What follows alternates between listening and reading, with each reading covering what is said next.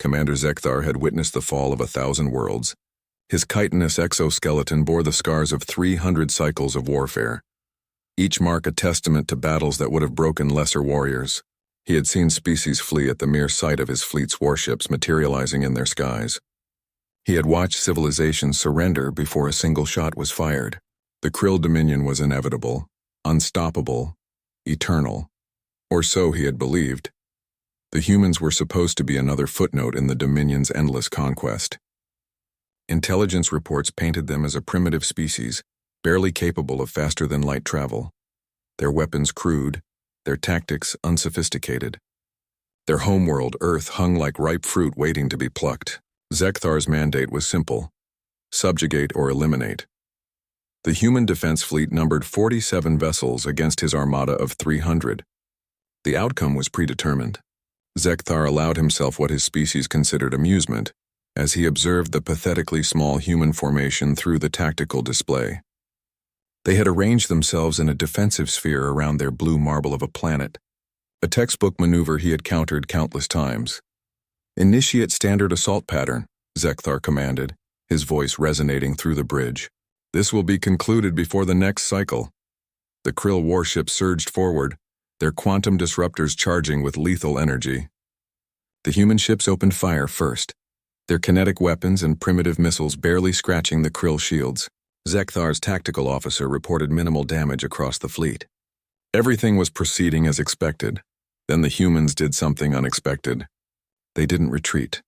The first human vessel to fall was a destroyer designated USS Valiant. Zekthar watched as Krill fire tore through its hull, explosions blossoming along its spine. The ship was dying. Any rational commander would order evacuation.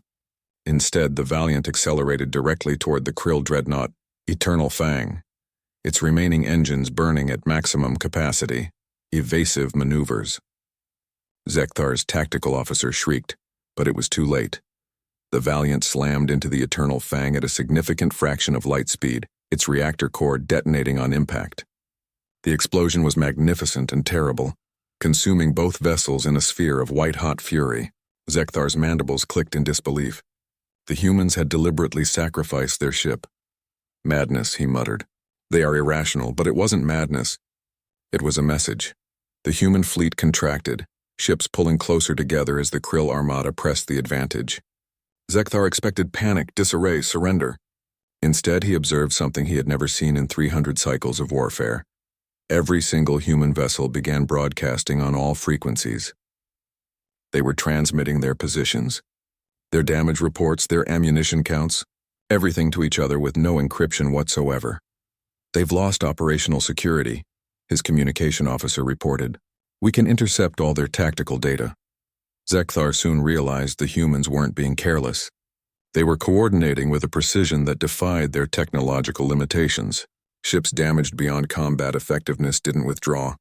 They positioned themselves as shields for functional vessels. Crews with depleted ammunition began ramming maneuvers. A human cruiser with catastrophic engine failure used its last functioning thrusters to position itself directly in the path of a Krill plasma lance meant for 3 other ships. The humans were fighting as a single organism, each ship a cell willing to die so the whole could survive. The battle stretched from hours into days. Zekthar's inevitable victory became uncertain, then improbable. For every human ship destroyed, they extracted a devastating toll. The USS Thermopylae, engines completely disabled, used its gravity well generator to create a localized anomaly that pulled in 4 Krill frigates and crushed them. The carrier Indomitable, with its entire flight deck ablaze, launched its remaining fighters knowing none would return, buying precious minutes for a hospital ship to evacuate wounded to the planet's surface. What disturbed Zekthar most was the humans' communication chatter. They weren't screaming in terror or begging for mercy. They were encouraging each other, making jokes, saying goodbye to loved ones with a calmness that suggested they had made peace with their fate long before engaging. "This is Commander Zhao of the Beijing," one transmission began. "If anyone survives to write the history, tell them we held the line. Tell them Earth stands. Earth did stand, but barely." When the Krill armada finally withdrew, Zekthar had lost 173 ships. The human defense fleet was reduced to 7 vessels. each so damaged they were little more than floating debris. By any military metric, the Krill had won. They had space superiority, the human fleet was destroyed, and Earth lay vulnerable. But Zekthar gave the order to retreat. His officers stared at him in disbelief, but he silenced them with a gesture. He had realized something during those brutal days of combat, something that shook his understanding of warfare itself. The humans weren't fighting to win. They had known from the start they couldn't win. They were fighting to show the Krill what it would cost to take Earth, and the cost was unacceptable. Zekthar accessed the battle recordings, studying the faces of human commanders in their final moments. There was fear there, yes, but also defiance, determination, and something else he couldn't quite identify.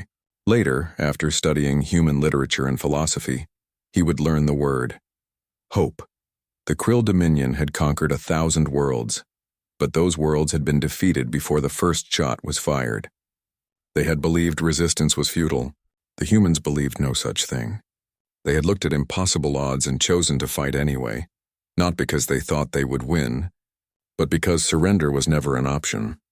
As his fleet entered quantum space, leaving the scarred blue planet behind, Commander Zekthar composed his report to the Dominion Council. He wrote of human technological inferiority, their lack of proper shielding, their primitive weapons.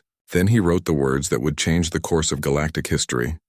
Recommend immediate cessation of offensive operations against humanity. Species demonstrates unacceptable determination. Further conquest attempts projected to require total fleet commitment with catastrophic casualties.